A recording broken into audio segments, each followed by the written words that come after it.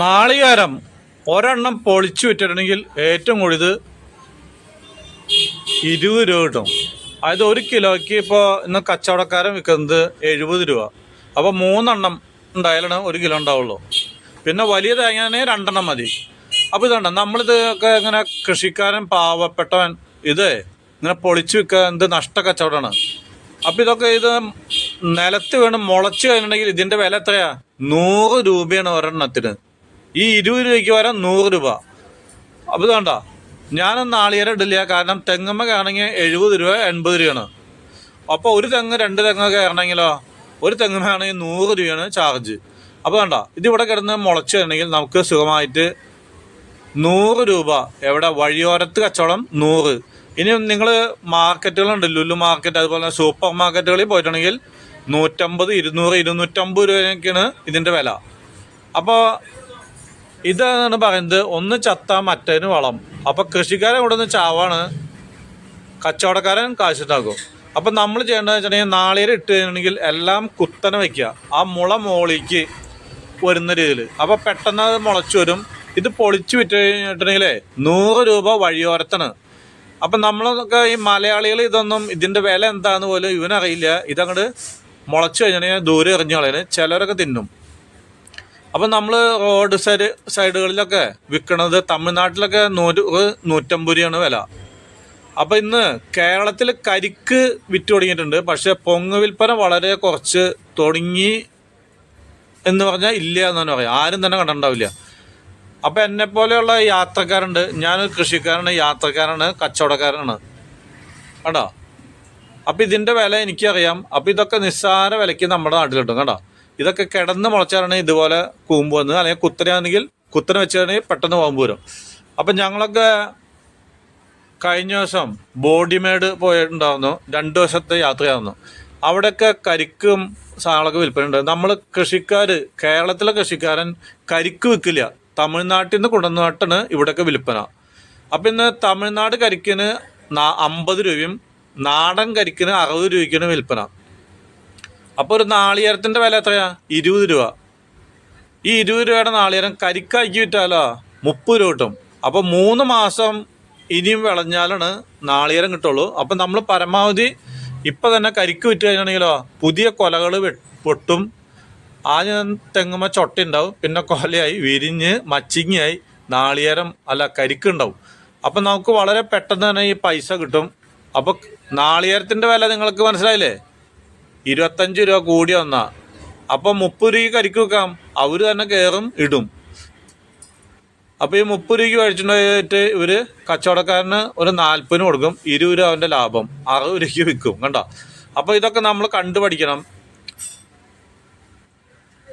അപ്പോൾ ഇതുപോലെ നാളികേരം മുളച്ചത് പരമാവധി ആൾക്കാരുടെ ഈ വഴിക്ക് പോകുമ്പോഴൊക്കെ ഈ 20 രൂപ ലൈസ് അല്ലെങ്കിൽ ചിപ്സുകൾ, അമേരിക്കൻ ചിപ്സുകൾ മേടിച്ച് തിന്നാണ്ട് ഇതുപോലത്തെ പൊങ്ങ് വാങ്ങിച്ചു തരണം കണ്ടോ. പൊങ്ങ് വിൽപ്പന എവിടെയാണ്? തമിഴ്നാട്ടുകാരാണ് ഇത് വിൽക്കുന്നത് കണ്ടോ. അവർ നമ്മളെക്കാൾ ഒരു 25 കൊല്ലം മുന്നിലാണ്. കരിക്ക് തന്നെ ഇവിടെ വിൽപ്പന തുടങ്ങിയിട്ട് എത്ര വർഷമായി? കരിക്ക് വിൽപ്പന തുടങ്ങിയിട്ട് ഒരു 25-30 വർഷമായിട്ടുള്ള ഇതുപോലെ സുലഭമായിട്ട് ഈ വഴിയരിയിൽ വിറ്റ് തുടങ്ങിയിട്ട്. അതിന് മുന്നേ കരിക്ക് മലയാളി കണ്ടിട്ട് പോലും ഇല്ല കണ്ടോ.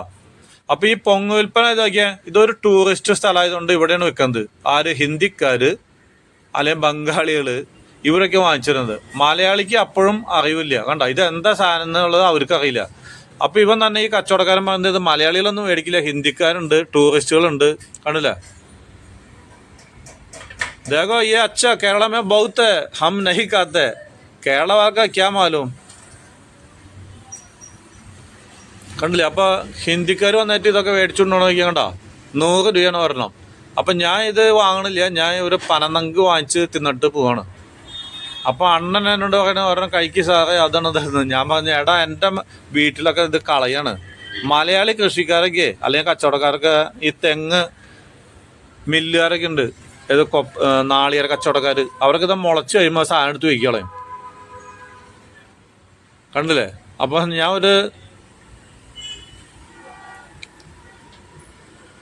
പനനങ്കാണ് മേടിച്ച് കഴിക്കുന്നത്. കാരണം കരിക്കല്ല, ഈ കരിക്കും മുളച്ച തേങ്ങയൊക്കെ എൻ്റെ വീട്ടിൽ ഇഷ്ടം പോലെ പൊങ്ങാണ്.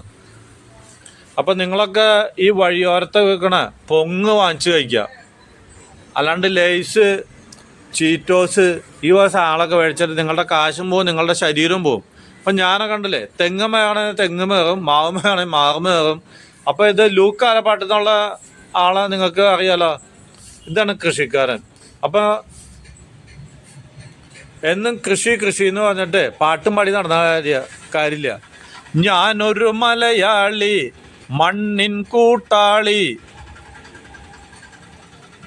കണ്ടില്ലേ? അപ്പം ഞങ്ങളിങ്ങനെ ഒരു വിനോദയാത്രയിലാണ്. ഞാനുണ്ട്, എൻ്റെ ഭാര്യ സബിതയുണ്ട്, മോണാർക്ക് മകളുണ്ട്, അവളുടെ മകള് എസ്റ്റലുണ്ട്. അപ്പം നമ്മളൊക്കെ ഇതുപോലെ കുറച്ചൊക്കെ ഒന്ന് കൃഷിയും പറമ്പും എന്ന് പറഞ്ഞ് മാത്രം നടന്നാൽ പോരാ. അത്യാവശ്യം കുറച്ച് പൈസ ഉണ്ടെങ്കിൽ ഇങ്ങനെയൊക്കെ കറങ്ങി കിടക്കാം. അപ്പം കൃഷിക്കാരായിട്ടുള്ള നിങ്ങൾക്കൊക്കെ ഇഷ്ടം പോലെ ഭൂമിയുണ്ട്. ഒരു സെൻറ്റ് ഭൂമിക്ക് ഒരു 2 ലക്ഷം, 3 ലക്ഷം, 5 ലക്ഷം ഒക്കെ കിട്ടില്ലേ? അപ്പം നിങ്ങളൊരു 10 സെൻറ്റ് അങ്ങോട്ട് വിറ്റ് കഴിഞ്ഞാൽ 5 ലക്ഷം ഉണ്ടെങ്കിൽ 50 ലക്ഷം. നിങ്ങൾ മരിക്കോളം ഇങ്ങനെ ഒരു വണ്ടി മേടിച്ച് കറങ്ങി അടിച്ച് നടന്നാലേ കാശ് തീരില്ല എൻ്റെ മക്കളെ. ആണ്ടാ. അപ്പോൾ ഞങ്ങൾ ബോഡിമേട് ഏരിയയിലൊക്കെ ഇങ്ങനെ കറങ്ങി കിടക്കണം. അപ്പോൾ മൂന്നാറിൽ നിന്ന് ഒരു 50 കിലോമീറ്ററാണ് ബോഡിമേട്. അപ്പോൾ ഇതുപോലെ ഹൈവേ കൂടെ ഒന്നും ഞങ്ങൾ പോകാറില്ല. ഇന്നിപ്പോൾ ഹൈവേ ഉണ്ട്. കാരണം എൻ്റെ മകളുണ്ട് മോണാർക്ക്, അവൾക്ക് അല്പം ശരീരവേദന ഉണ്ടെന്ന് പറഞ്ഞു. അപ്പോൾ പിന്നെ നല്ല ഹൈവേ കൂടെയാണ് പോകുന്നത്. പണ്ടൊക്കെ ഞങ്ങൾ ഇതിലെ പോകുമ്പോൾ ഇത് ഒരു വണ്ടിക്ക് മാത്രം പോകുന്ന വഴിയായിരുന്നു. ഇപ്പോൾ NH85 ആക്കി വരാം.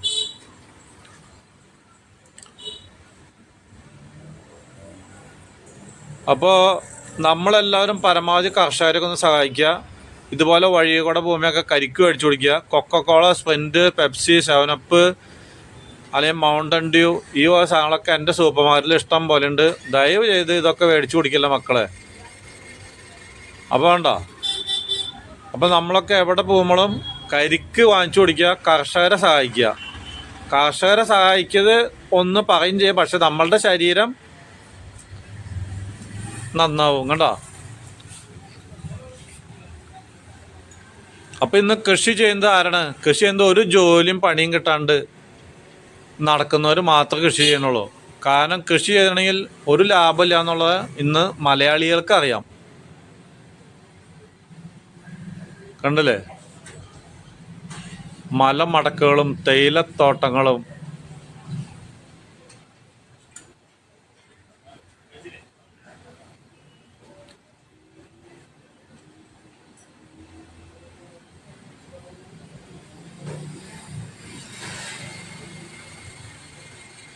ഇതാണ് എൻ്റെ സബിത, മോണാർക്ക്, എസ്റ്റല്. കണ്ടില്ലേ? അപ്പം ഞങ്ങൾ ഇവിടെയൊക്കെ ഒരു വിനോദയാത്ര നടത്തിയിട്ട് 2 ദിവസം കഴിഞ്ഞിട്ടാണ് ഇവിടുന്ന് പോകുന്നത്.